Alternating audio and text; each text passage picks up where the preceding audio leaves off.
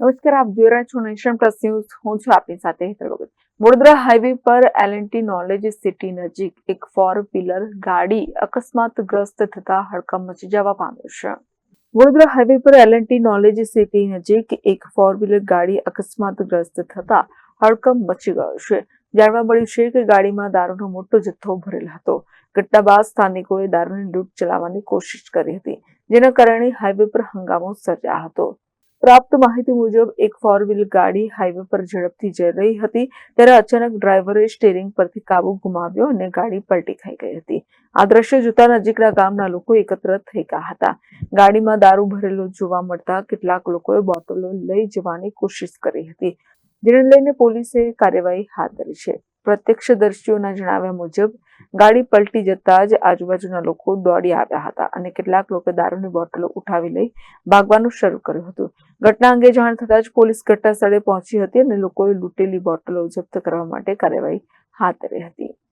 ત્યારે આ મામલે પોલીસે કાયદેસરની તપાસ શરૂ કરી છે. દારૂ કયા રાજ્યમાંથી લાવવામાં આવ્યો હતો અને કોણે પહોંચાડવાનો હતો તે અંગે તપાસ ચાલી રહી છે. ગુજરાતમાં દારૂ પર પ્રતિબંધ હોવા છતાં એ કઈ રીતે સપ્લાય થઈ રહ્યો છે એ એક મોટો પ્રશ્ન ઉભો થયો છે.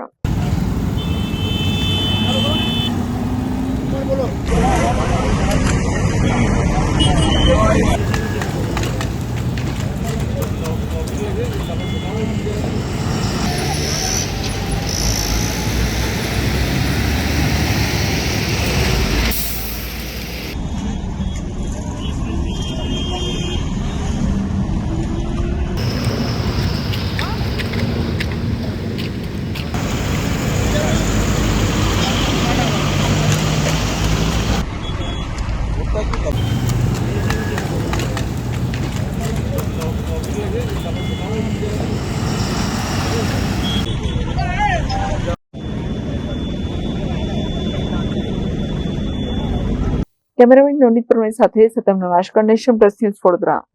સમાચારોનો સતત અપડેટ મેળવવા માટે અમારી નેશન પ્લસ ન્યૂઝની યુટ્યુબ ચેનલને સબસ્ક્રાઇબ કરો, બેલ આઇકન દબાવો અને જોડાયેલા રહો ફેસબુક, ઇન્સ્ટાગ્રામ અને ટ્વિટર પર.